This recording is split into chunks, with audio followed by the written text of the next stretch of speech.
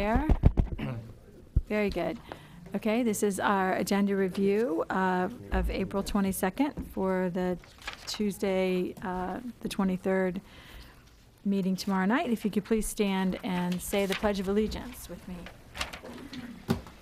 I pledge allegiance to the flag of the United States of America and to the republic for which it stands, one nation, under God, indivisible, with liberty and justice for all.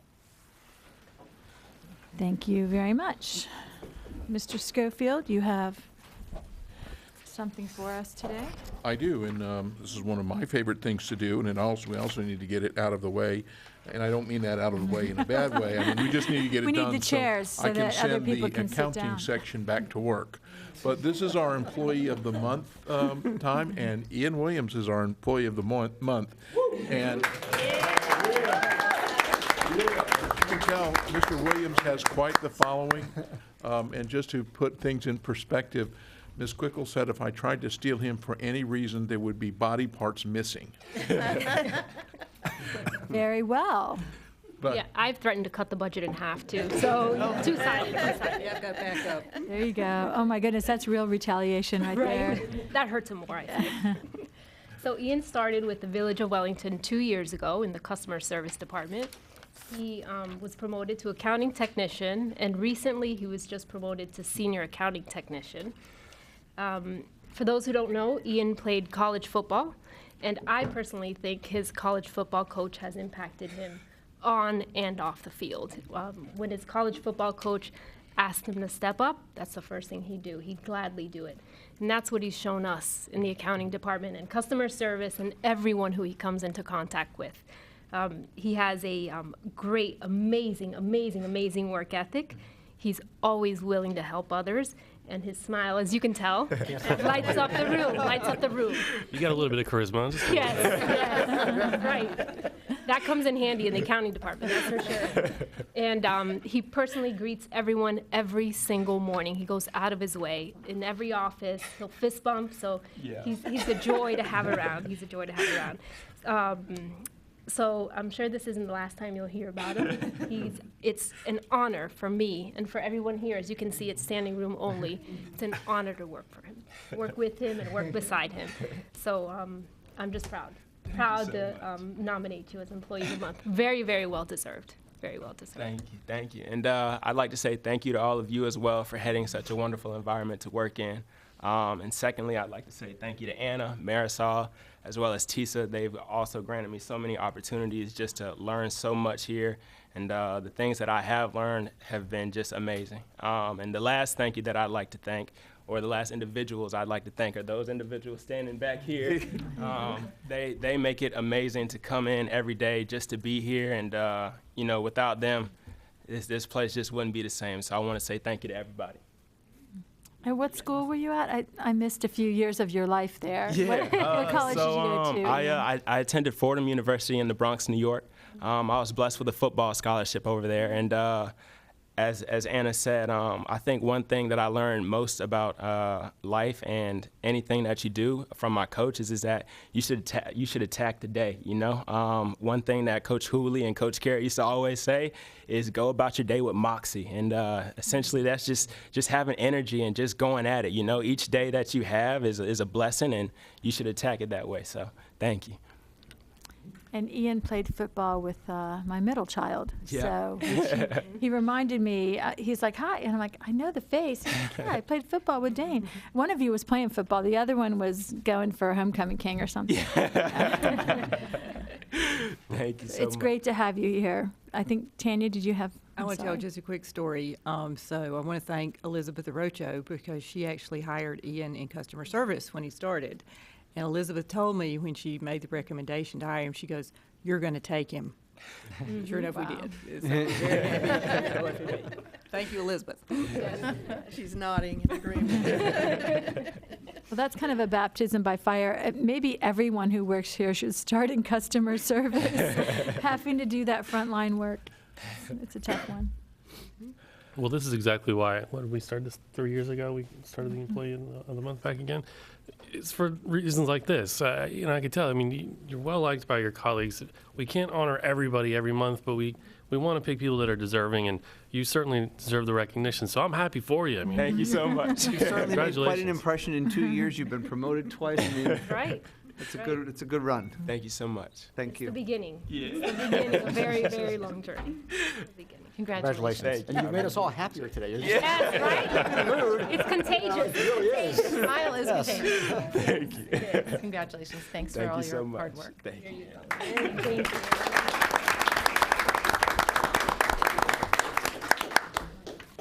Now the room will clear out. Okay. And There's just your a next reminder that- generation leader that group. Ian is an example of what millennials can be. I'll remind my son when I get him on the phone again. Okay. We have several presentations and proclamations. The first item is a presentation of the American Public Works Association. It's a reaccreditation award for the Public Works Department. A number of years ago, we had the department accredited. They have just been through their complete cycle and reaccredited, and APWA will be here to present their certificate. The next item you have is a proclamation designating May 19th as Mental Health and Awareness and Trauma-Informed Care Month in the village. And Dr. Seth Bernstein from the United Way will be here with the proclamation. The next item you have is a presentation of scholarships and contributions by Waste Management, Inc. to our local schools. Contractually, they're required to provide $2,500 to each of the high schools, which they will do.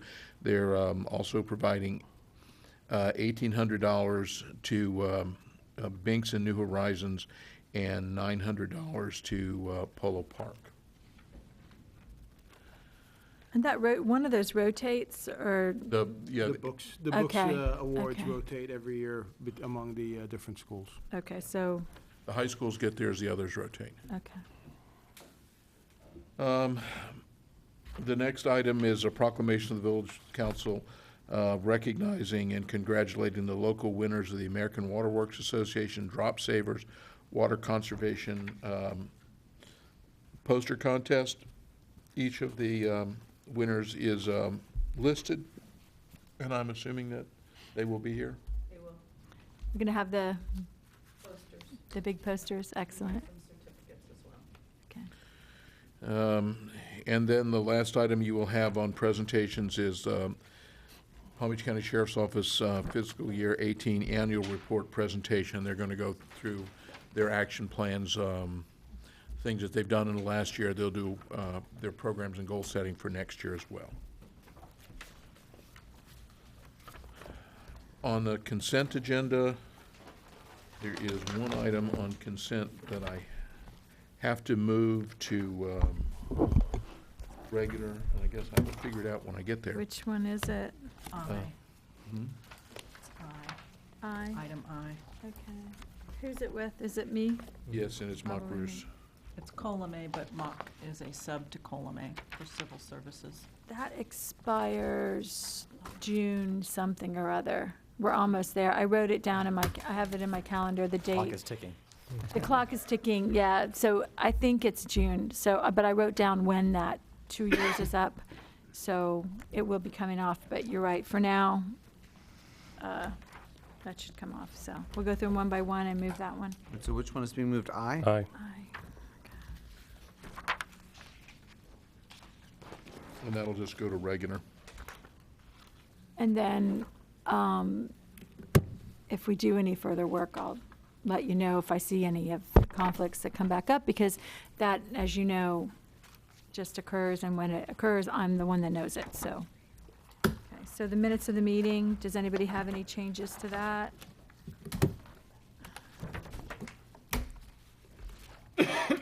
No? Okay, then the next item is authorization to continue utilizing the Southeast Florida Co-op contract for the purchase and delivery of water meter fittings and water line accessories. And that's in the amount of $150,000, and we use that for a whole variety of things, and Shannon can give you, please have her give you as much detail as she gave me. This is primarily used to repair and replace our 21,000 meters, our service lines. So that's what this contract is for. If we Are- have broken service lines, we need to repair them or replace them, we go to this contract. We have approximately just about 21,000 services. On some point, is some of this on the liability of the homeowner, like from the meter to their home? We stop at the meter. We stop at the Everything meter. past the meter is the responsibility of the private property owner. Okay, so these are all from meter to us. That's correct. Okay. From the line to the meter. Okay. Okay, the next item is authorization renewing existing contract for bus rental and driver services in the amount of $46,000. The Parks Department uses bus rentals for special events. We use it for our camps, principally summer camp, and $46,000 was just about what we spent last year, so it's the same amount we spent last year. And it's Bus One LLC. So we use this for summer camps. Do we also use them for any of the senior club events, or is that under a different contract? Do they manage that themselves? We pretty much just use this for special events, large special events, when we bus people from the mall to wherever. Parking lots, okay. Seniors Club is on their own. They're on their own, Yes. okay. And I assume we're getting $46,000 in value out of this every year, right? You absolutely are, because otherwise we are bringing all of those summer camp kids, you have a pool, right? We're bringing them to you. I didn't hear you what? You have a pool, correct? I can just bring the summer no, camp thank kids you. to I you. got enough. I got This enough. is the transport, and at one point, I think almost the entire time I've been here, we've been using this group, but it's not always, this one has been a good group to work with. We haven't had any problems with them. This one has been a good group, and this is an hourly contract. It's $95 an hour. The hourly rate is phenomenal. We compared it to the Palm Beach County School District, who has awarded contracts to 19 different vendors, ranging from $90 to $145 an hour. Plus, there's mileage fees attached to their contract. Ours has no mileage fees. So we feel very good about the $95 an hour, and the service has been phenomenal. Then we're just paying for what we use. That's correct. Okay. So the 46,000 is an estimate. On the hours. right. Okay, But it's based on prior year's usage, so Okay. it's pretty close. all right, very good. The next item is then that we have to pull, it's authorization for the task order for design. So we're going to go ahead and move that back to the end. Okay. So that was D, D, correct. okay. The item after that is authorization to renew an existing contract for insurance brokerage services with the Garing Group in the amount of $220,000. The council awarded the original contract for 5 years. It has 5 one-year extensions, and we're looking to do the first extension for it this year. And Ms. Quickle. That would be correct for that, the first one.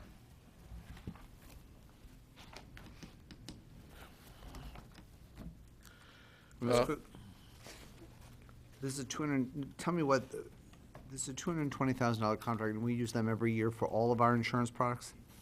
Only the our health and workers' compensation, and then the property and casualty, they help with that as well, yes. This is not a conflict for me because of FMIT, because he works with them. No, because this is the broker. Right, and Yes. he's basically, if you could explain for us what the broker does, they compare the plans and help us be competitive, if someone could go through that a Yeah, little bit. actually, there's quite a few things that they do, and I tried to summarize them here just at notes. They assist us with annual open enrollment. They assist with any employee issues that may come around because of any claims, or I know some of us and all of us, I think, at some point or another have had some issues with some claims, whether it be through health, vision, and so forth. They do an audit every year of our workers' comp policy. They usually save us between $50,000 to $80,000 a year just on that audit itself that they handle themselves. They offer a Bentech, which is an employee online portal that allows us, all the employees, to register. They negotiate premiums with our health insurance and our property and casualty insurance companies. So when they give us original premiums, they go back and negotiate these premiums, usually 5 to 10% discounts based on their negotiation. So there's significant dollars involved there. They also, we don't bid any of this work out. They do all the requests for proposals. They get those prices from all the different carriers. So we've stepped out of that, and they bring that information to us. They also coordinate the wellness fair, and they assist us with open enrollment. They're phenomenal service is what they provide. They've been on board since I want to say like 94, somewhere in that range, and they've just done great work for us. And it's super difficult if we were to try to do this in-house. Comparing even options, they have a better, Well, they have the expertise. Right. You literally would need expertise in general liability, workers' comp, health, dental, vision, be able to negotiate market rates. I mean, there's a lot involved in what they do day to day. There are some things that they do for us that we simply don't have the requisite skills on staff in-house to do, and I'll just use my own circumstance as an example. There were several tests that our insurance company decided that they were going to deny, and they had not looked at all of the background information. The Gehring Group were able to take a look at the complete treatment history and get with the insurance company and make sure that those things were covered. So when we have a conflict, they resolve those. They would have done that for any employee? They do that for any employee, And for they all do. employees. and I've heard of similar situations from Yeah. employees have told me about. But the thing is, they're a big group, but they still provide the Personalized individual, service. Right. because they're quite large, Gehring, correct? They do a lot of, They have a lot of municipal accounts, right? but they do great work for us. And this was awarded on what date? This was 5 years ago in Okay. 2014, and this is a commission-based contract. The $220,000 is based on current annual premiums. So they have commission that's based on our annual premium. So as our annual premiums go up, commissions go up. This is the first of our 5 renewal options. This is the first of the 5-year renewal options. All right, any questions about this from anyone? Staff's recommending we do this because it's Yes. been a good relationship that we feel has been beneficial. Yes, Well, and essentially, you're telling us, Jim, that this pays for itself. absolutely. When we get to the savings and all of that, as Mr. Barnes nods. Okay. It does. All right. The next item is authorization to award a contract for Village Park concession stand replacement. This is Phase 2 of the project. These are soccer buildings 1, 2, and the lacrosse building. They're replacing 1 window, 20 doors, 8 of which are double doors, and the average cost is about $5,000 for storm-rated doors and windows, which will have a service life of between 20 and 30 years. It is you saw the first phase of this about 4 months ago, and the money is budgeted to do this. When I first saw this, I thought, that is a really expensive door. I So had the same thought. Yes, I think that's all. I'm going, well, wait a minute, that's a roll-up door, right? Can't we get, now I realize it's quite a bit more than 23 openings? 20 and one window, yeah. Okay. Fiberglass doors. Okay. They're about $38 more than Phase 1 for each door. And again, just based on my personal experience, I had my front door replaced with a storm-rated door, and that was $8,000 for a single door. So, now I admittedly did have one a little bit nicer than we put in. But, Mr. Lundin, this is $38 more per door than when we The did the previous first phase of this? Yes, the first Okay, phase. and what do we attribute that increase to? Just the bidder, we have a new contractor on this one. The other contractor actually bid higher, so. And this was sealed bid, low bid. Why did we have to do this in 2 different phases?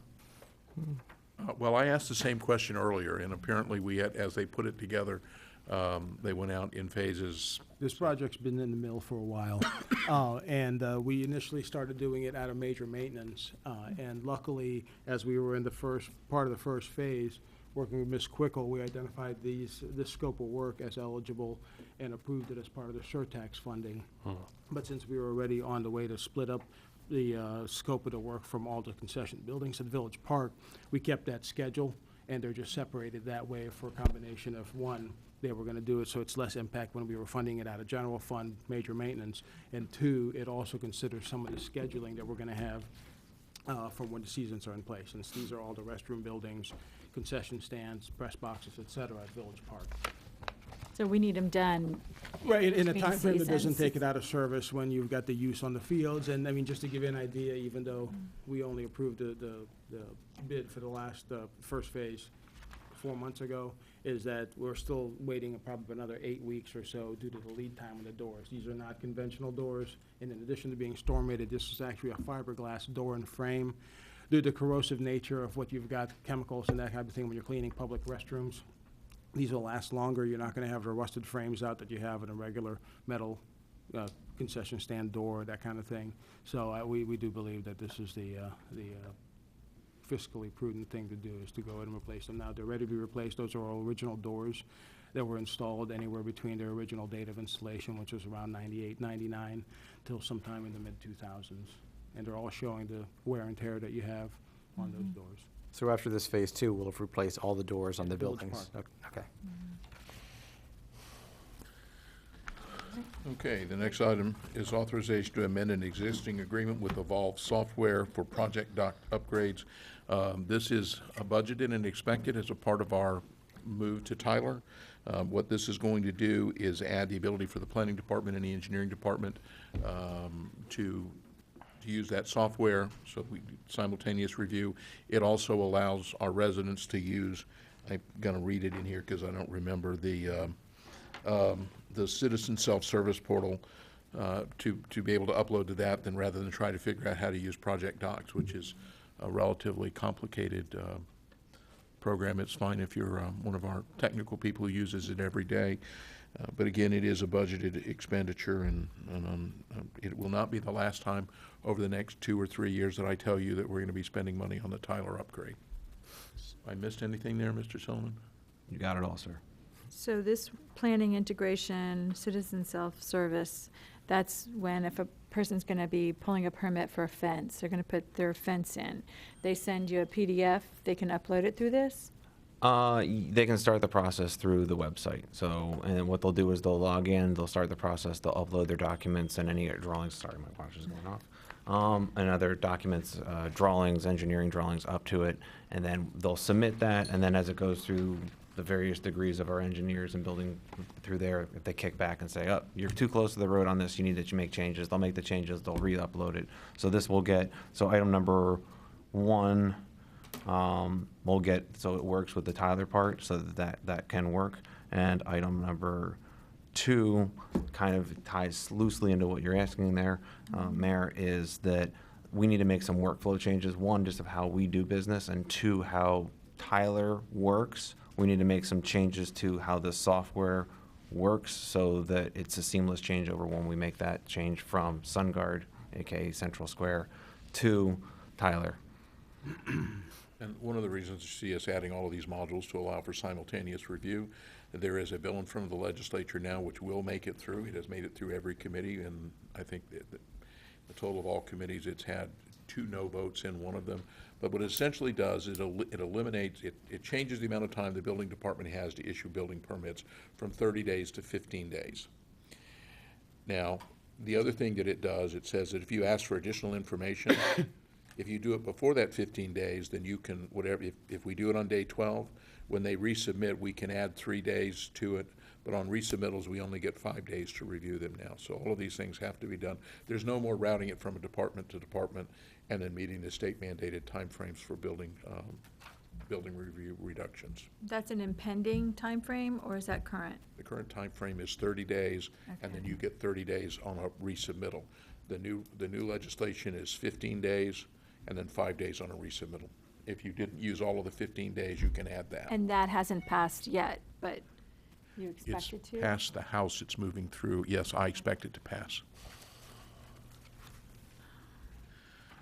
So we're recommending approval of this one as well. Don't go, Bill, the next one's yours too.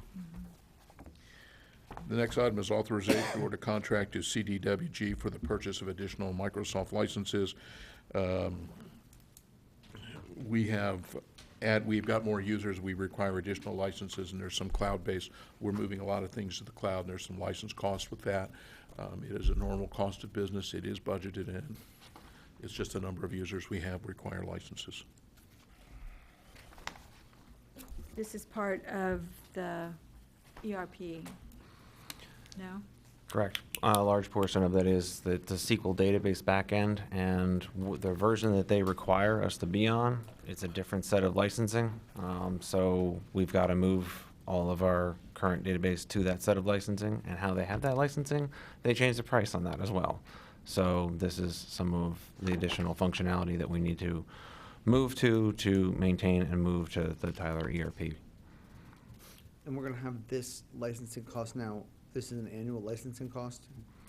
Yes, it's an annual licensing cost that we lock in. I'll bring the Microsoft licensing to you once every 3 years, because the enterprise agreement that Microsoft has with us, they sell in 3-year chunks, and what they do in that 3 years is, just as an example, they'll lock in a price for SQL at $5,000 per license, and then for that 3 years, they'll say it's $5,000 every year, even though in year 2 they raise it to $7,000. Since you signed that contract, you're good for the next 2 years at $5,000 a license.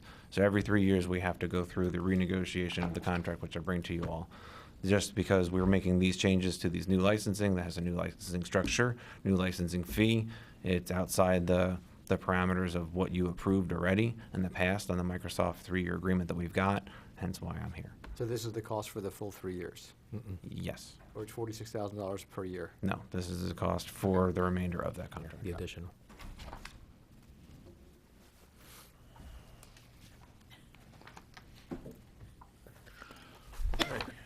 All right. Next one is Thank Shannon's. y'all. It's authorization to utilize a Palm Beach County contract for the purchase and delivery of hydrant activator caps. And these are somehow affiliated with anti-tampering, and that's what I got. So Shannon will take you through the rest of this in the amount of $250,000 annually. The mayor needs to state her conflict.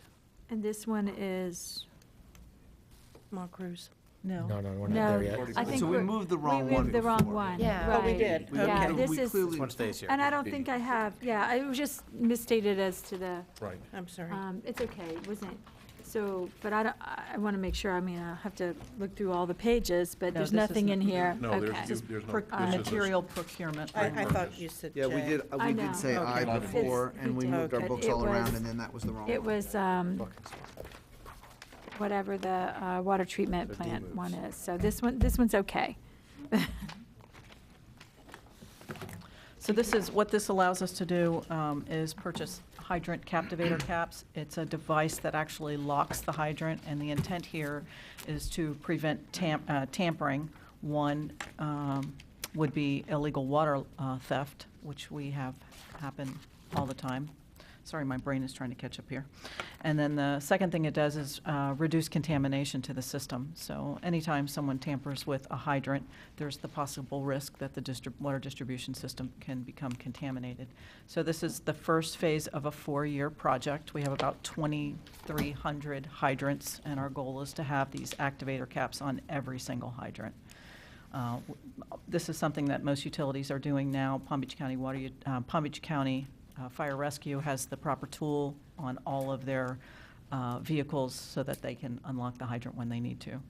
And does this not slow them down with being No, able to? they have the proper tools. They Palm do, Beach and County it's- Water Utilities uses these as well, so they're very familiar with them. So this is the first time we're going to get this for 4 years? This is the first phase. It's about $900,000 to do all of our hydrants, and we believe in it so strongly because of the potential for contamination to the system, and we do have quite a bit of water theft. We have, the pressure cleaner guys that roll up with the big tanks. They just open the hydrants and they fill them up. There's they don't even think about possible contamination, let alone water theft.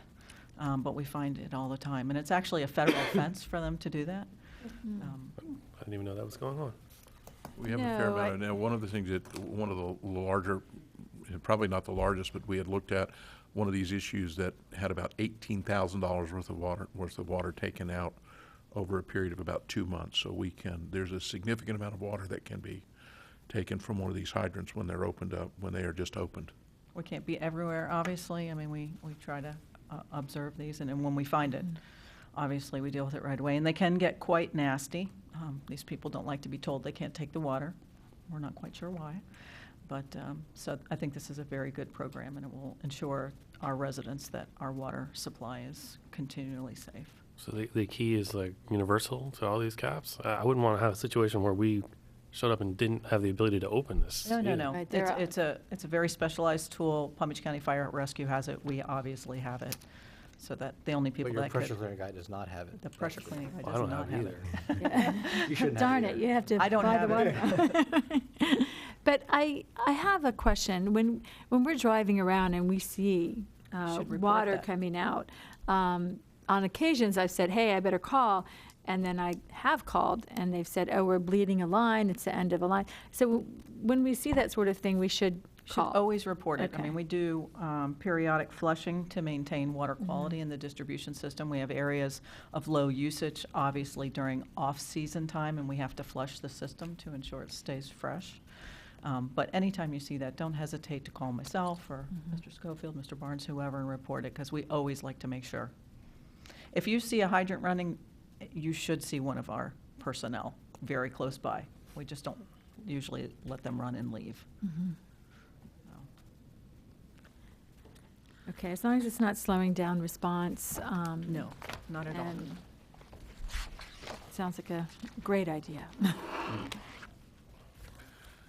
The next two items are sort of tied together. The first item is resolution number 2019-19. It's a transportation planning agency grant for bicycle lanes on Greenview Shores from Wellington Trace to Binks Forest, and we're applying for the grant in the amount of $934,101. We don't know that we're going to get the grant or not get the grant, but we are applying for it because, you know, we have a bicycle plan that has we have a plan that has Circulation plan. circulation and, you know, and they're not on every road, but just on the major ones.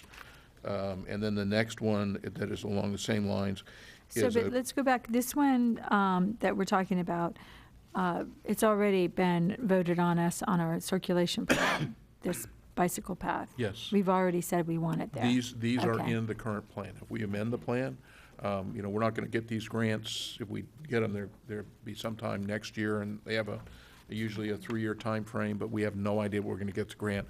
I can pretty much tell you, we won't get both of them. We may get one of them, but I doubt we'll get both of them. And are they matching grants or are they complete? No, there's a match portion to both of these. Okay, so it's not the This is whole only amount. partial, no. Right, and we only, you know, and we only really request these when we've got work on those roads to do, because when you're doing the mill and overlay and changing the drainage, you know, I don't want to have to do that at a time.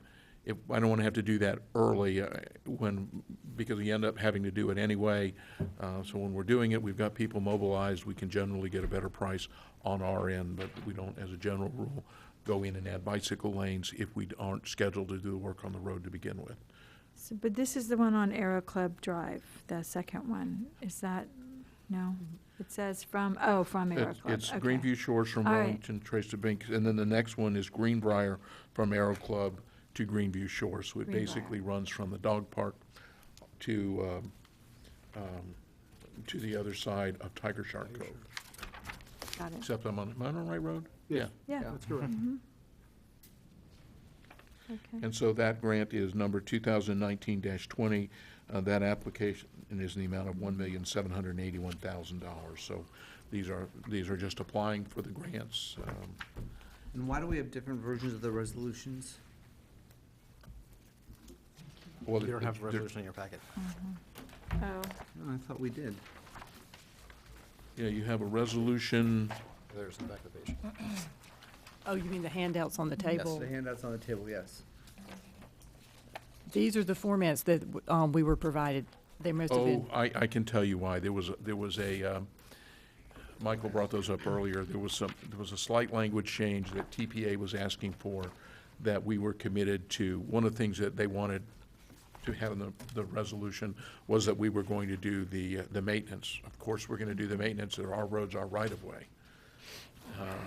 they just want that added, just to be clear? Is that, Yes. okay. And this is just a request for the grant anyway, so, Yes. but we want to do it in their form, okay. The issue of applying for both and likely not getting both, maybe only getting one, how does that work? I mean, do we have the ability to say when we want the larger amount of money, or do we just whatever they give us? Well, you have a member of the TPA here who will be voting on it. Oh, Yes. But it's already in the SIS plan, or what is this, which The staff one is going to this? rank them. Okay. There's usually some movement in them, but not a lot. They're going to do it based on need. And I expect that, given the amount of money that they've got funded in a number of projects, they're not going to fund every project that gets in there, and I don't think we're going to get both of them. I hope, but for every dollar we get, it's one less that we're spending out of our, either roadway money or general revenue. I think we have a grant out there now that hasn't been, that's still out in the workflow for. They get in the eventually. 5-year, Yeah, We're on the list 5-year of, plan. we're eventually going to get our grant for Okay. something we've applied for. Right, we've got previously. the grant for $650,000 for the Aero Club pathways that we're doing the design for now. Right. But that, and we will get that money. It's a we have to spend it to get it back. What's the timeline for decisions on these two? These When they'll resolu- be announced? Right, these resolutions have to be turned in by May 1st for the application to be considered. Okay. And then the timeline for the first one is one of the attachments, where it would be completed by 2022, but we wouldn't start funding it until 2020 and 2021. And then the second one is a little bit later than that. It would not be completed, I think, until 2024. It goes into their, like Mr. Napoleon said, the 5-year work plan. And the thing about, one thing from my short time on MPO, TPA, these things go a long time, and we don't get anywhere near what we've paid in for this because there's no additional roads being added. So this is one way that Wellington can access funds for transportation because we really aren't going to get any other types of roadway funding just because we don't meet the criteria for the metropolitan transport ideas. So this is pretty much the only way we can get TPA funds that we've so far been successful with. Correct. Am I clear? Mhm. All right. Correct me if you're, Nope, that's it. You've been on longer than I have. I don't know. Yeah, it was a couple years. It's pretty complex, though, the way it works. And I kept thinking, well, we pay all this impact fees in, our community pays them, but roadway back doesn't work that way for us. So this is one way we can get funds. Just as general observation, the current TPA executive director has been far easier for Wellington to work with than the previous director. Mm-hmm. Plus, he lives out here. Yes. And rides his bike to work sometimes, which is Helps pretty to impressive. Maybe get bike lane grants. Yes, getting bike lane when he really does ride his bike to work is pretty impressive. That's off to him. Okay, that brings us to the end of the consent agenda and the public hearings, and the only item under public hearing is ordinance number 2018-10, small cell wireless. So this is the second reading of the ordinance. The version that is in your packet is the revised version. There, was a lot of back and forth between the village and the provider group. They are not completely satisfied. They have all emailed letters to you asking for you to postpone the second reading until after the legislative session because they believe that pending bills in front of the legislature may change the ordinance. And they're correct, but it is my opinion and also the opinion of our consultant that we really do need to get the standards in place, and we can always come back if, depending on what the legislature passes and revise as necessary. But we do want to have the standards in place. There was a suggested 180-day time frame to do that, and we're, just slightly beyond that time frame. It's not a mandatory, hard and fast deadline, but I think it's important to have them in place. So we're comfortable with it, and we think that you should adopt it on second reading tomorrow night. Even though it's probably all going to be moot Well- after session? It depends. I mean, Or does it protect us until they get the new rules in place that go with the new legislation that they're probably going to get? We all kind of agree that they're probably going to get based on Right. the intense push that the legislature has again with, hundreds of lobbyists. right. It could, and also, there are providers already wanting to submit applications, now. So if we have this in place between now and when the effective date of the new law, if it is ultimately adopted, we'll be able to use these standards. And we have 2 current requests for registration in-house today, so. Right. And those are just for registrations, but they were anxious to move forward. So I do think it would be beneficial for us to put it in place. And you've reviewed the full substance of the emails and the attachments and all of these things that got sent to us? Yes, I and think earlier today? we have had numerous telephone conferences, lengthy telephone conferences with the providers. Patrick has been part of that, our consultant, myself, Ms. Bosch as well. And so, we have, to the extent we were able to accommodate some of their requests, we have done so. Sometimes it's just a matter of disagreement with either the way we've worded something, they're afraid that it, rather than it actually being stated as a preference, which is how it's stated in the ordinance, that somehow that will translate into us imposing certain things on them, and we've told them. We really can't do. Correct. Anyway. So we can express preferences for certain things, and we've done that, and that is protective of the village and of the aesthetics in the village. So, we feel that we have compromised as much as we can, and the rest of it, they just don't agree with. So. What was it? I haven't seen the letter yet that Mr. McGovern alluded to. What was in that letter? It's a request to postpone that's it, what it and then was? they've attached comments that they still have with respect to, like a red line version with comments that they still have on various of the provisions in the ordinance. Is our consultant going to be there tomorrow? Yes, he will be. And The author of that letter going to be there tomorrow? I suspect at Okay. least Ms. Loda will probably be here. She represents, I want to say, Verizon. And It looks like Comcast and T-Mobile. yes, I don't know whether they're planning on sending representatives, but they may. And that is not unusual. When these ordinances are adopted, you tend to get a number of objections from the providers. Mr. Vice Mayor, did you have a question at the beginning? I kind of cut you off there. Did you have a question about this? No, I just wanted to know who's going to be coming tomorrow, if we knew, if anybody. The consultant, Anthony Lepore. I'm still struggling with the concept of it's all going to be washed away. There's no benefit in us not going this much now that we've gone this far in case. Is that the idea? Well, I mean, I don't know what the end legislation is going to look like, and I think that it's beneficial to us to have it in place in case applications come in between now and whatever the effective date is of the law. Okay. And so we can always come back and modify what we need to modify based on what the legislature has done. We'll go back to the 2 in-house current registrations that are waiting. Can you tell us about that, a little more detail? They would be held up if we delayed? No, it's we're just a reviewing the- registration. We're Oh, okay. reviewing them now, and they're just registering, so we're not. Right. They're They're not being held up if we wait? And they're being reviewed by a far more stringent standard today. Right. But they will be subject to this after tomorrow night if we If they pass apply this.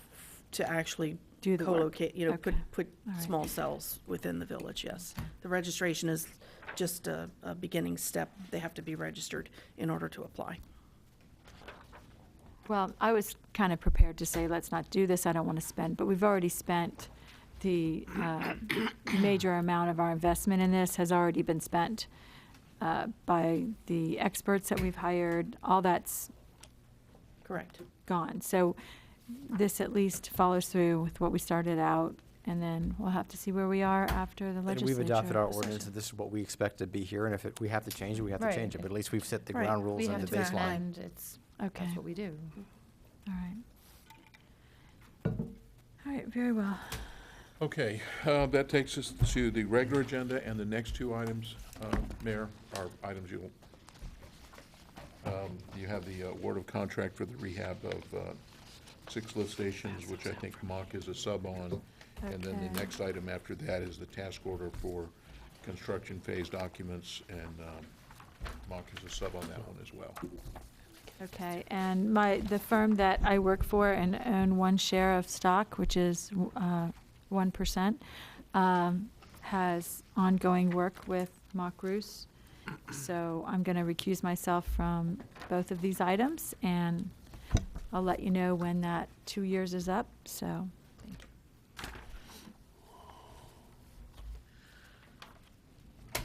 you. Okay, the first item is award of construction contract for the rehabilitation of 6 lift stations, and the award of a task order for construction phase engineering services, and approval of resolution number 2019-09, amending utility fund by allocating fund balance for the lift station upgrades and capital project. This was, on the construction side, was sealed bid, low bid, and local preference did come into play here.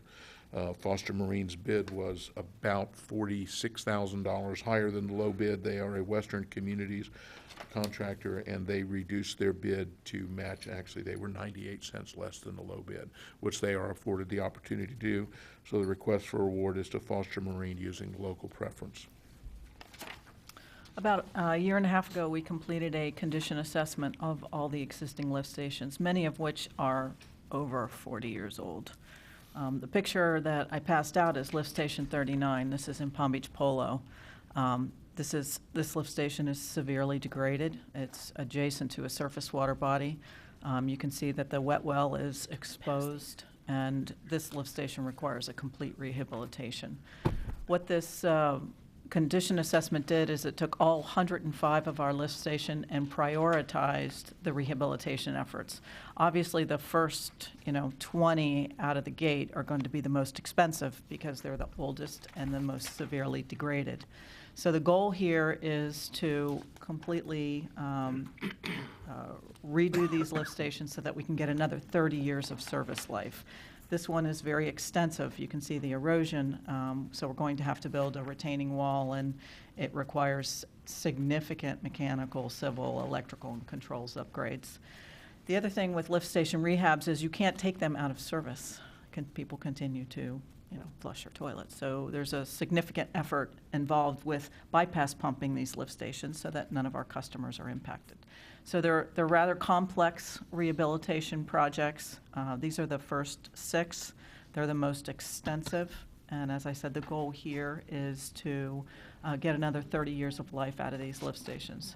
With respect to the additional budget that's required to award the project, the $1.9 million budget amount is about 2 years old, and as we've seen over the last year and a half, we've had significant cost escalations moving forward. We're adjusting our budget numbers to reflect that, but unfortunately, this first project got caught up in that. We did this about, 4 months ago? Probably 4 months ago we bid it. So Foster Marine is a highly qualified company.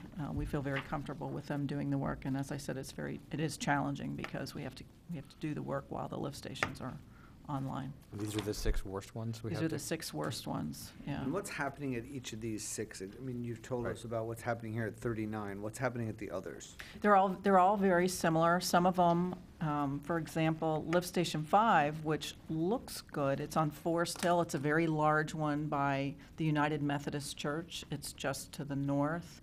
Unfortunately, when Forest Hill Boulevard was repaved and raised, the lift station wasn't, so it doesn't meet regulatory requirements. The last thing you want is for a lift station to accept stormwater or runoff from storm events. So that lift station has to be raised quite a bit to be above the finished elevation of the roadway. So they are all very different, but these are very aggressive. Obviously, they handle very aggressive material, and unless you continually rehab them proactively, you're going to have a severe degradation situation like this. So these are the worst. but they're all very similar. A lot of mechanical work, our piping, pumping, electrical controls, some civil site work, as you can see here. But it's about $350,000 on average, and a new station would cost anywhere from $900,000 to $1 million. And the thing to remember that some of these lift stations have a finite life. Some of these are beginning to approach 50 years old now. They are due for replacement. Those lift stations started being installed in the very early 70s. Most of the ones in Wellington proper were installed in this, they were installed very early on, and lift stations, if you get 40 years out of a lift station, you've done really well, and some of these are older than that. You said these are being rehabilitated, though. Yes. Do we have any that we're going to wind up replacing? There's a few. There's one, if you'd be surprised to see it, it's on the entrance of Sugar Pond Manor off of Greenview Shores, I believe, and it's sitting right in the median. That's Meadow. Yes, right in the median of the entryway to the neighborhood. It needs to be relocated, but, it's a challenge. We don't have the property. We have to deal with that kind of thing. Right now, we're just tackling rehabilitation. So we could have rebuilt it brand new and spent significantly more money, but our approach was, let's go in and try to rehabilitate it. And I think it's the right approach. So even 39 is a rehab and not a rebuild? That's it. It's a rehab, but there's significant rework to be done. How long does it take to complete one of these rehab? This is about a 10-month contract, I believe, so each Do one all takes. 6? What's that? We're going to do all 6 at the Yeah. same time? Well, we haven't had a pre-work, obviously, with the contractor yet, so how he's going to schedule this is yet to be determined, but like I said, impact to existing customers has to take priority, so once we get into the contract, we'll determine that. But these lift stations don't meet our current standards. If I brought a picture of a new lift station compared to a lift station 40 years old, they're much more sophisticated now from a controls perspective, and these don't meet those standards.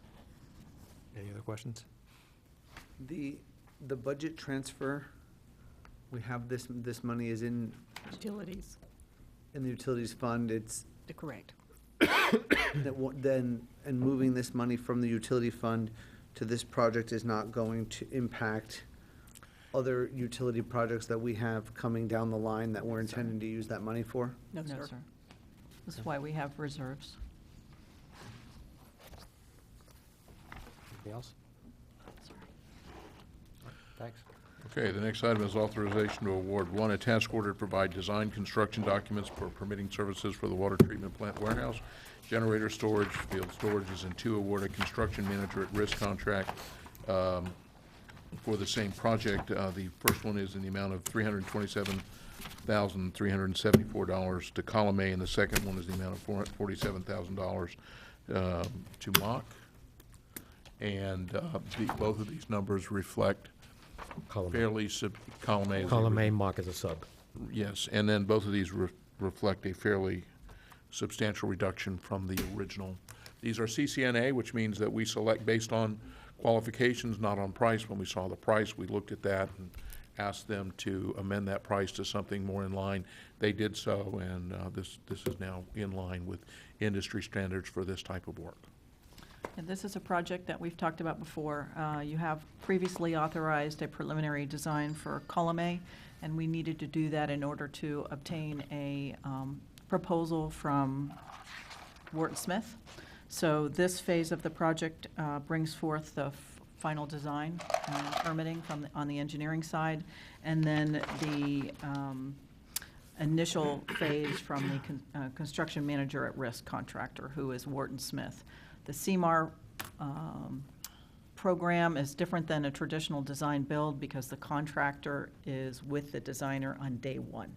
So they're all at the table day one. And what we'll get at the end of this, obviously, is a final design, but also the contractor will actually have already gone out and solicited prices from the vendors to actually build the project. We don't get a guaranteed price in this phase, but he will have done all the legwork so that we'll be able to bring forward to you relatively quickly a guaranteed maximum price on the construction side. So during the design of the project, the contractor's at the table, and he will provide input relative to material selection, construction methods, so that we can ensure that our funds are being maximized. We can get the most for our dollar. So it's a very, very favorable type of procurement method these days. In fact, I think it's becoming the new normal. Saves a lot of time if you go through a project and you design it, and then you have to wait and 4 or 5 or 6 months to bid a project. That is all shaved off the back end, and you bring it all in together at the same time. And the other thing that what happens with these types of projects is the contractors involved up front, the number of change orders are substantially reduced, and the biggest cost overruns in government contracting, or in private sector contracting for that matter, are change orders issued after the contractor has been hired. In this case, they are here together, and there's a guaranteed maximum that just, it doesn't matter what happens, they're not going over that, and the good side of that is they come in under, we get the benefit of that cost reduction We get the as well. savings. And we find that guaranteed maximum out through this process. No, that'll be the next step. next step After after we this process. complete this, we'll be bringing to you a guaranteed maximum price with Wharton Smith. Yes. So again, for anyone watching this in layman's terms, walk me through what we've done, what this does, and then what's still coming. Because this 300 and whatever it is, 72.4 is paying for what compared to what we've already spent? And then what's coming? I can't remember how much the Colomé was originally, but it was I would say $35,000 to $40,000 preliminary study that basically looked at schematics. What are we going to do with the building? How much do we think it's going to cost? Here's some basic elevations of the project to just define the scope of work. And then we took that and we went to Wharton Smith and said, hey, prepare a proposal to do the phase 1 of your CMAR contract. And then Colomé will be final design. So In the simplest terms, what happens is that every project or everything that we do requires programming.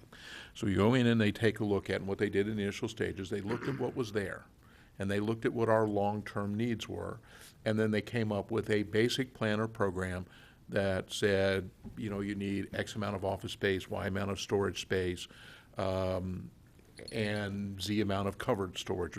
They did all of those things.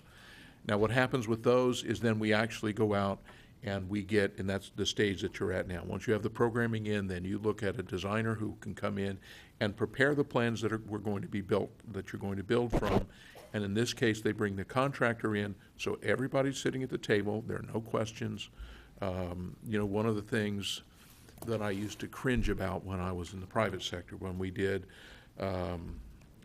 design, bid, build, was the designers, you know, we'd go in and we'd do a design, and the engineers and the planners at the table did the very best that they could, but they didn't know all of the things that the contractors know. But in this case, the contractor sits at the table. So if there's something that doesn't look right, they can fix it then. So, but the first part lays out the program that evaluates what you have against what you need and comes up with a plan, the basic plan to build from. This plan actually So Wharton does the Smith construction will be the builder plans. at the end? Yes. And what are we paying them $47,000 now for? So they do a couple things. So the first thing they're going to do is put a real estimate to the job, a real contractor's estimate. Obviously, we have an opinion of cost from the architect, but this is a real contractor. So from the very beginning, we'll know where we need to trim, if we need to trim. They'll also provide, obviously, a schedule, a contractor schedule. They're going to conduct outreach to all the trade subs to ensure that we have interest in the project, so that's part of what they do. Like I said, it is competitively bid, but it's not bid in the sense that we would bid it. So the contractor goes out and solicits bids from interested subs. He prepares pre-qualification packages for every single trade, electrical, mechanical, structural, so there's a lot of work there. And then he conducts actually pre-bid conferences. And Wharton Smith is doing all of that? Wharton Smith does that. What Colomé does is the final design suitable for building permits. This was the phase 1 study that they did. It's not a design, it's just conceptual sketches, space planning, like Mr. Schofield said. Nothing here is suitable for construction or not even close to building permits. It's maybe 15%. What Wharton Smith is really getting paid for in this case is they're going to be people who have to build it. They're going to be the people who have to live with that. that cost, they are going to sit down with the designers through the whole way so that, if there's Make sure it's designed to something they can build at a reasonable cost. and if there's a mistake in that design and Wharton Smith doesn't catch it, they're going to eat it. And at every phase, we sit down with them and they say, hey, these are the things we value engineer. These are the things we think you can change to reduce your price, but yet still get a suitable product. So we have 3 sets of those at 30, 60, and 100%. So how do we know that we're getting a good deal for the figure that Wharton Smith comes up with? In other words, it would sound to me like if I'm Wharton Smith, I'm going to build in some fluff in there to give myself some flexibility in case maybe there's I felt it was very reasonable. I mean, this is a $5 million project. This is a very reasonable fee. Well, in for terms that. of in terms of their final bid. I mean, when we get their report, how are we able to look Oh, at it's it? all open book. That's the nice thing about the CMAR, is we see every single bid for every single trade. So we sit down with them and we review all of that. And if we don't like a particular component of it, like that's too high, I think it should be lower, do we still have the ability to say to Wharton Smith, you need to go back and get a better bid than that? Or are we stuck with their figure in the end? We are at the table the whole time. If you disagree, please speak up. We're at the table at the whole time. And it is open book. We look It at is. all of their bids. It is, all things are negotiable. We have found in these types of things, because we sit there with them, that the numbers come in pretty close. I mean, what we're going to do in every case is we're going to go back and look at every recent bid that was done. There's not going to be, again, sometimes and I apologize, sometimes I'll get too far into the weeds, but in this case, we'll sit with them. If there's a number that's outside of industry standards or norms, we're just not going to accept it, so. And because the contractor is there during the whole time, we'll know those kinds of things sooner than later. So by the time we get to the end, we shouldn't have as much of that because we've been talking about the project all the way through design. And the total budget for the project, you said, is how much? It's $5 million.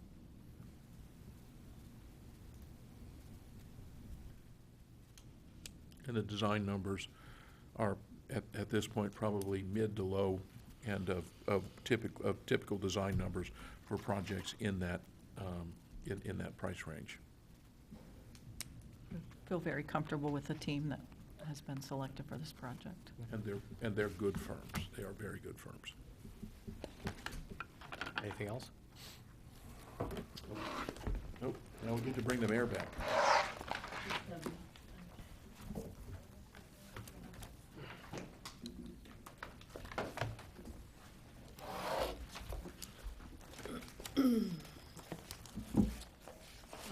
I'm asking Ms. Bosch to come up for the next item. Okay. So the next item is consideration of the village attorney's employment agreement. I think you all have a copy of it.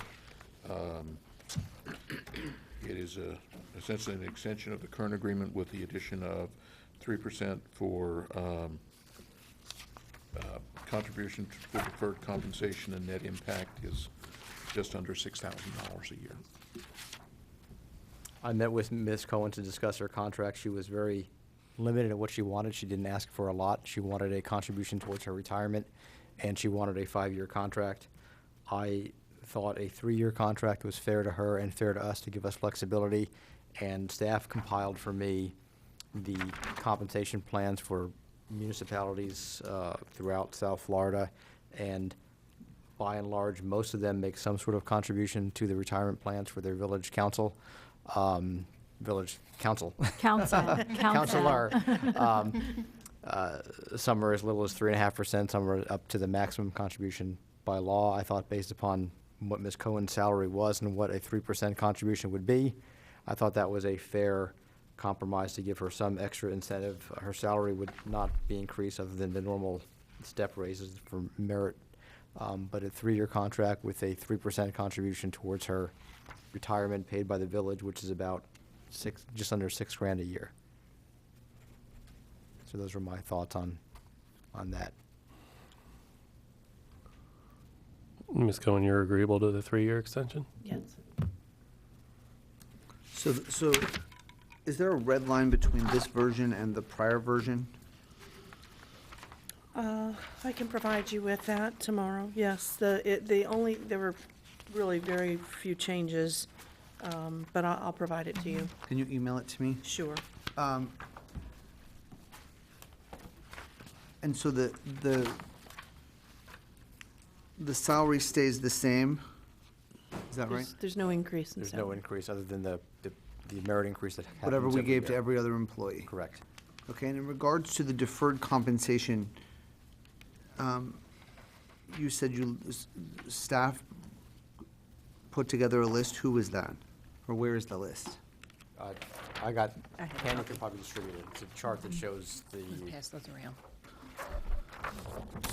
city attorneys for Boca, Clearwater, Coconut Creek, Coral Springs, Dania, Delray, et cetera, through West Palm, showing their salaries, their deferred comp, which is the number we're talking about here, health insurance, car allowance, additional benefits, and the municipality's population show the scope of the work.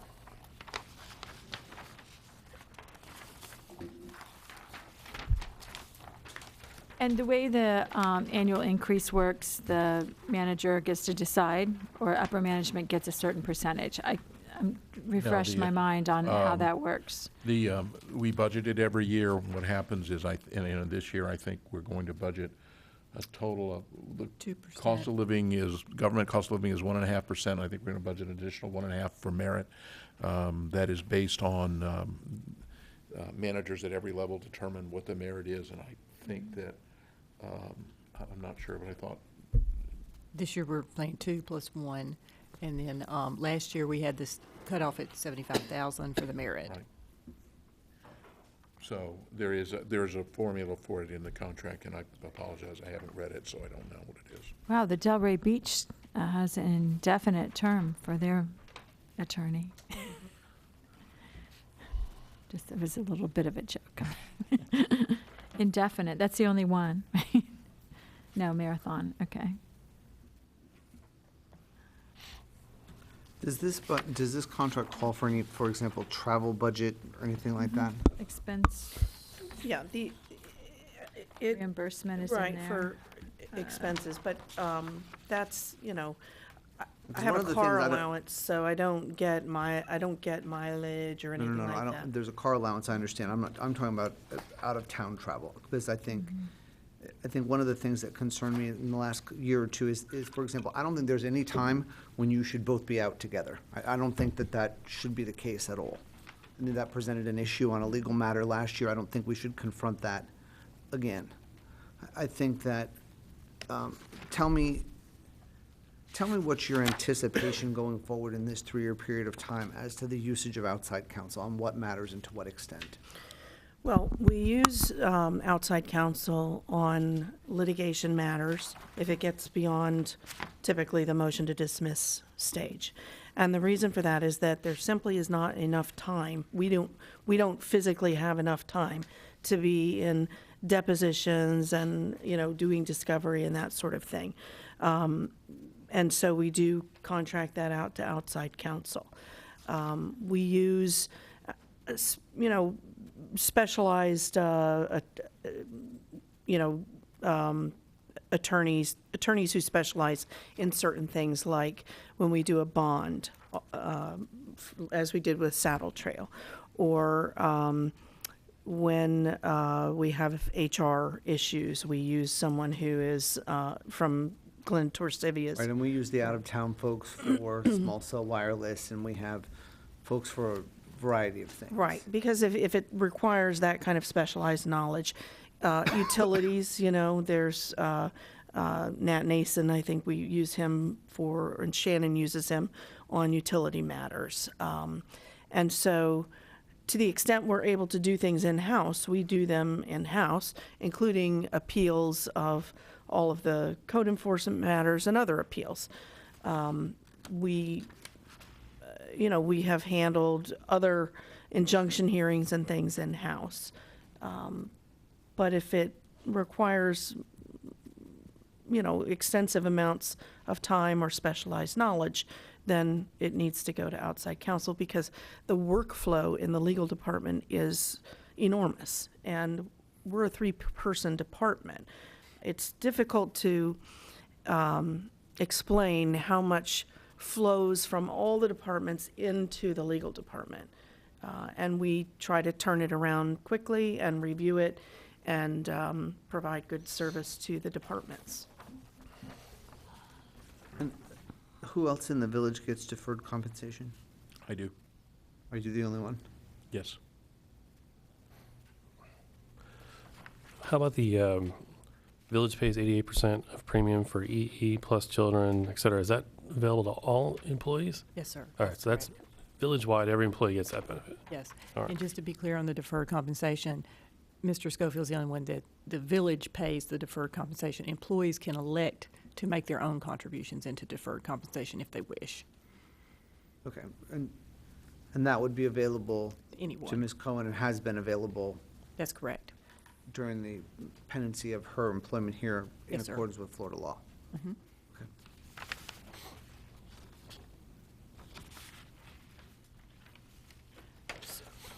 So, looking at basically, if there was a situation where we weren't happy, looking at severance, what is the benefit if we just decide we want to go to contract instead of what we have here after we sign this? It's a 20-week severance, Okay. as it has been in every contract that I've had. Now, how would that apply to, say, let's just say, not suggesting it at this point, but let's just say we decided we wanted to go to a contract basis like we had previously. Correct. Instead of in-house, we decided to go, I'm not going to say outhouse, but we decided to go to contract instead. How would that work? Would Rachel get no compensation? It would just stop and her employment's different because she doesn't have a contract? An employment agreement would be the same as any other employment.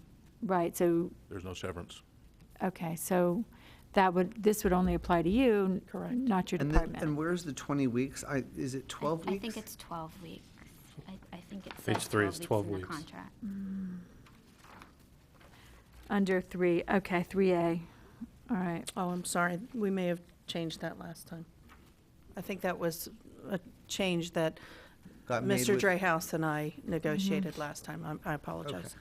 Well, the 20 comes into play is that That's a my statutory. original contract had 52 weeks of severance, and then when I renegotiated it last time, it was taken down to 20. Because that's currently the most. The statutory That's- maximum. That's the maximum, and And you're my- not at maximum. No, but I was, but in the last iteration of the contract, that was something I think Mr. Drehaus and I negotiated. Okay. And that was 3 years ago, No, I that- think that was 2 years ago. 2 years ago. Okay.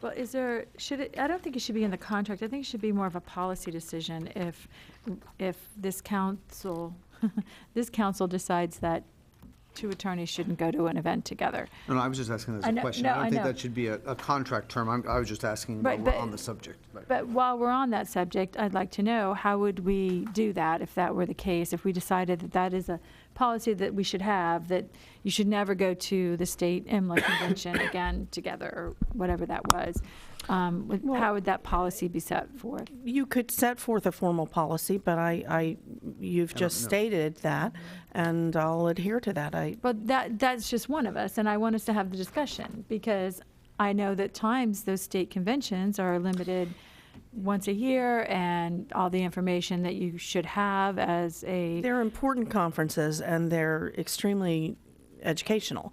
And there are only 3 conferences, really, that we go to, and that is 3 a year? 3, there's the local government section, which occurs, I think it's on it starts on a Thursday, and it's Friday and Saturday. I'm at the local government section of the Florida Bar. Correct. Then there's FMAA, which is the Florida Municipal Attorneys Association. Again, I believe that's a Thursday, Friday, and Saturday. And then there is the IMLA. There's a mid-year conference, which I went to. Ms. Bosch did not go to. And there's an annual conference. And that was the conference that we were both at, and that was in, I believe, October. And there was a special magistrate hearing that was scheduled for that date that I believe was scheduled after we had already booked our travel plans. And I know that it was an important hearing. You all had impressed upon us that you didn't want any postponements, and so I made the decision to have someone cover that, that hearing for us with a good result. Correct, and then there was an issue last year also in regards to that, there was a conference that was roughly at the time when the Stribling berm clearing occurred, and we couldn't file a motion quickly because you all were leaving to go out of town. I think that if we're gonna have in-house attorneys and we're gonna have two attorneys, I think it's important that one of them be here and one of them be at the thing. Now, and I think that depending on the subject matter of a conference, I mean, I think that could be taken up on a case-by-case basis, but I think generally speaking, you know, I don't think that any of us at small firms can have all of the attorneys at the firm out of town at the same time. Well, it isn't any different at a large firm either. You know, even a large firm like my own carefully considers the amount of lawyers that they're going to send to a particular seminar, even though there's benefit perhaps to the whole firm. Obviously you don't send everybody, but also you don't just send people. You have to consider the value that you're going to get back. So, you know, I would join in the councilman's suggestion that, you know, as a policy, it's better, just in case something comes up, that we have somebody here at all times available to address those issues. Now, I say that also. Might be sick, there's other problems, there's other circumstances. I'm not saying there should necessarily be a policy, Right, but I and- think. Okay, that was my point, is if we're going to make a policy decision now based on, it doesn't have anything to do with this contract, but I think it might be on a case-by-case basis, because there's certain certifications you have to keep active. Again, it may be a time that there isn't a magistrate hearing following, and it might be a convenient time, but either way, we can always reach you if we need something. And I'm just not willing to say that should never happen, just based on certifications that are needed, ongoing learning. Are there any certifications that you all have? Just CLEs. The standard Correct. 30 over 3 years that we all have. Correct. Okay. But that's not to say that, you know, Ms. Bosch might want to, you know, get board certified in local government law, you know, or, you know, I could potentially pursue that. And those conferences would, particularly the local government section of the Florida Bar, has a preparatory course for that, but it's not currently necessary, no. The preference would be for you guys to not leave town at the same time, but if there's a reason you think you both need to go to a conference, just let's discuss why Right. you go at the same time. Exactly. and That was check what the I was calendar saying. before that happens. On a That's it. case-by-case basis. I'm fairly certain the plans for the conference in Houston were booked prior to the case being scheduled on that particular magistrate hearing. And I did not want to delay the hearing because you all had impressed upon us that you didn't want those kinds of delays. And so, you know, that's why I scheduled coverage for that. And how much is the outside budget? I mean, does it It varies was based on originally- cases, but It was originally last year, I believe, 300,000. We reduced it. didn't we? And we reduced it to 200. We're going to come pretty close to the 200. I think we'll be under it, but it's going to be right about 200. we don't have a lot of control over that, though. A lot of that depends on what we get thrown at us. And, you know, sometimes unexpected things come up, and so you need to have funds available to handle that. Okay. I mean, overall, I think that we have done a good job in containing outside counsel fees. When I first came, they were quite a bit higher. And that was when you had outside counsel. And even then, your outside counsel had to hire experts in other practice areas because you can't cover all of those. You don't know in depth what you need to know to cover all aspects. And so overall, I think the budget has been greatly reduced. Mostly based on circumstances out of our control. We realize that. So I'm not holding you responsible for it. And also, technically, you redeemed a huge amount of money through some intelligent decisions that were made. So I appreciate that. You know, it's been a big benefit to us to recoup some of the insurance coverage that we weren't expecting, and based on circumstances that you determined, brought in some outside counsel and. More questions, gentlemen? No? No. Tanya? No, as long as you're agreeable to the I'm contract agreeable. terms. Yes. Okay. Very good. And I think that we're just questioning that when you both leave, we'd like to have it justified if that happens, just I for our understand. convenience, I understand. not a matter of anything more than that. All right. That's the end of the agenda. I don't have anything to go through tonight. The only thing, I want to bring it out in a public meeting, because I don't want people to accuse anyone of not being public about this, but there's been some emails back and forth about the signs at Sugar Pond, and it was on Nextdoor, and I made a comment, said, send me emails so that we would all see them if people had questions, because there's been an ongoing situation where these older signs in public right-of-ways, there's no HOAs, and we have, over a period of the past, I'd say 10 years, been working on this problem. So if you could just kind of go over that so that we know, I don't want anyone to say some neighborhoods get preference and others don't. I want to make sure everyone, when they email in, they know we're all seeing it and that we're all interested in community standards. And these older neighborhoods don't have any property dedicated for entries, and those have been typically our maintenance obligation. There was some reference in a letter to a committee. Is there some committee we've put together? No, it's not a committee. It's, I suggested that this person contact me through the village so that it wouldn't be, it would be out in the sunshine, everyone would see it, and everyone would know what was going on. I was more interested in us getting input from the residents, not a committee, or, I think we need to have a workshop. I honestly think the best way to do this is to say, okay, Sugar Pond Manor, you know, plats 1, 2, and 3, you know, come to this meeting, give us your input. It gets messy when we do public meetings and everybody has their own opinion, but it's also messy if we put up signs that nobody liked at the end of the day.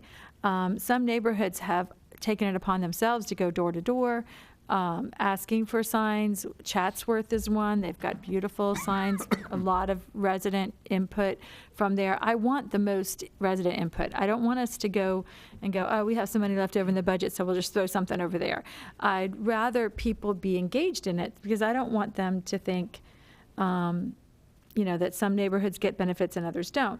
The Paddock Park signs. I live in Paddock Park, and Paddock Park signs went up about 5 years ago. Thereabouts. About there. Previous to that, there were letters on the back of a big box that said Paddock Park on like an electrical box that wasn't very, it looked a little bit not Wellington standard, I'll say, according to some of our conversations. So, and that was replaced with a sign that's prefab that the village paid for. We have beautiful Wellington grants that HOAs can apply for and say, we want to do a new entry feature, and they can get those grants. So there's all kinds of different ways. I just don't want anyone to say, you know, the mayor's neighborhood got a Paddock Park sign, and now they don't want to put them in Sugar Pond, and I had nothing to do with the Paddock Park sign. We are, Sugar Pond probably the next place that we go. We will certainly, actually, I like to get neighborhood input. Not sure whether I want to do it through the planning department or community services, probably community services, because they tend to communicate with the neighborhoods better. But one of the things I'd like to do in the Sugar Pond is all those signs say Sugar Pond on them. And, you know, if every sign says Sugar Pond, that probably doesn't help you get into the neighborhood. Doesn't figure out where you want it to be. If we can put the street name where it's there, and those, you know, and for the most part, I'd like to suggest that we replace them with, you know, most of those signs are in where there's a divided road. They're right in the median, you know, and that limits the height they can be. They can't be more than 36 inches high, and they can't stick out into the safe sight corner. But typically, we've been getting to them where there have been where they've been in disrepair. Was it Guilford Village that we replaced down on Forest Hill The Boulevard? most, well, Guilford was the most recent one on Forest Hill. The most Chatsworth, recent and that's sign- kind the of most a- recent sign we put up was Chatsworth on Greenview Shores Boulevard. And Chatsworth was that neighborhood was very active in asking for the sign But they had because, an existing sign, just so we're clear. On They Chatsworth, had- there was an existing sign on in that location, and we were that was the next one to get transitioned out. That was an old wooden sign. and it was built by the developer on private Right. property. And that's where all this gets sticky, is because sometimes that sign was on private property, where we couldn't very well go in someone's A lot of the backyard. signs have easements. Well, that's why there's only one there, not two. I've got to let. There's two now. There's two in Chatsworth? Go Civics 101 starts in 4 minutes. Yeah. All right, Where well. is that at? That's right next Right out door. here. And this is the student portion for any viewing interest or anything Yes, like we're that. coming over that. I Yeah, think we're going to come, but, okay, so I just wanted to get it out for conversation so that nobody saw emails going back and forth and thought there was something, We under did talk about that last year during visioning, Mm-hmm. because I know it was something that I brought up, Right. was the signs in Sugar Pond But I being also old. think that we have to be, are there other next doors that that staff should be reaching out to? Because it's not only this Paddock Park one, there's I think 5 or communications 6. follows all of them. Huh? I think Yeah, communications follows basically, all of them. our involvement in next door, we see all the posts. Right. So, I mean, I'll see posts from Right, Loxahatchee Road. but my point is that, And it that if wasn't we don't want there to be this a special intercepted. preference Yeah. issue, I think we need to get this message to all of them, not only to the one that the Oh, mayor's yeah, on. no, we would, Right. if it. And yeah, I'm as not Mr. on Scott there knows. any more than anyone else. I'm not on there. It's not my wall or anything. Usually staff intercepts that. Yeah, and it Liz happened- usually it came in, responds. I think this weekend is when the Sugar Pond discussion started. And as Mr. Schofield mentioned, when we move forward with any kind of public engagement, we wouldn't even necessarily use even next door. We would reach out to each of the communities Yeah. through social media, in-person contact, neighborhood watch meetings, and that type of thing. And that's what I want to make sure that is publicly known, that I'm not trying to get the mayor's neighborhood committee that's separate from anything else. This is all of us, and it's for input, because I don't want what's happened in the past. If we just show up with a new sign and then none of them wanted it, it's not a good end result. And there are initiatives going on in a lot of neighborhoods. For instance, in Mr. Barnes' neighborhood, the neighbors, the residents are actually talking about wanting to extend the wall on Big Blue from its current terminus all the way up to Wellington Trace, and I think maybe Around the turn it. Now, corner. that discussion is Basically, you have two going on. neighborhoods, Wiltshire Village as well as Greenview Shores 1. Both watch captains and certain neighbors have indicated interest in wanting to pursue that type of an assessment, similar to the way the Amesbury, Linton Circle, all the way around down to Margate had put in what was So termed. it's to not deal with the fences and the Right. fences That's becoming correct. in varying degrees of disrepair and different That's things. correct. And that would go through the assessment process, similar to the way the balance of the wall already did. And again, that's from resident input. Correct. And the thing is, you have a neighborhood association, and not every neighborhood has one. So That one that's has no where association, that's just, that's through the neighborhood watch. neighborhood watch captain, Right. okay. And not Yeah, every resident. neighborhood has a neighborhood watch captain. Right. And we're trying to solve that problem too. Okay, good. Well, I just wanted to make sure everybody knew what that was. If you have input on it, we can talk about it tomorrow night, since we have to go to the civics thing, unless you want to ask another question. No, I mean, I was anticipating that coming up during visioning on Friday, so I had some things I wanted to say about that, so it's Okay. convenient timing, I guess. Okay. I just didn't want anyone to see that and think I was organizing little committees. I wanted staff to get the input so that when they The make people think decisions. there's a committee. Well, I It's not can tell you that exactly, neighborhoods are perfectly capable of organizing committees and getting signatures to change subdivision names and signs. We deal with them all the time. Now, there are some things with signs that, if it's dilapidated, we'll go fix it, but I'd like them to be as, But I do think it's important that we reach out to all the other next doors so that this doesn't look like it's only being on the Paddock next door. I think that's a big issue that Well, gets the created interesting thing here. is, I think even if it's They not on the Paddock overlap, one, yeah. everybody sees it. Yeah, it's So if you're weird. like on a Yeah. Village Walk next door, if you're on next door, you'll see it as a post pop up. yeah. For It's- another neighborhood? Yeah, they're Oh, not. yeah, yeah. It Oh, I didn't know depends. Let me rephrase that. It depends. Depends on your if you- settings if and your- things, I if your think. settings. Right. Right. Because my personal next door, I see it pop up, and I'm not in the Sugar Pond. but I also see it on the village next door. So it all depends. You can choose to, some people don't like the disturbance. I've You know, you see tried, every I've post tried, that and comes I'm up. still getting Fox Trail on Yeah, mine. I see that And too. I'm like, I don't get how that works. I'm seeing stuff in the acre, I'm seeing Loxahatchee Groves. I'm But seeing there's, I mean, Foxborough. yeah, I'm seeing Loxahatchee everything. Groves, and I'm like, I just didn't, I wanted to kind of only do Wellington, and, Right, and there's only something, if, I'm sure, and I did not respond when they said it's the mayor's fault that I was personally making them pay for a speed bump. I didn't respond to that one. I was like, okay, but I just wanted people to know, I don't want the conversation out there to be, they're doing stuff without our input. I don't think that that's good for any of us. I think we should all be looking for community input as we go through something like a neighborhood sign, because that is Right, unique. we haven't, when we did Guilford, and again, it's time for us to go, when we did Guilford, we did that with the neighborhood. We're doing Astor with the neighborhood. Was the one we just did on Chatsworth, we did that with the neighborhood. So we're not generally going out and doing these things without the neighborhood. The only time we did that was when we took away what were basically looked like, I don't know.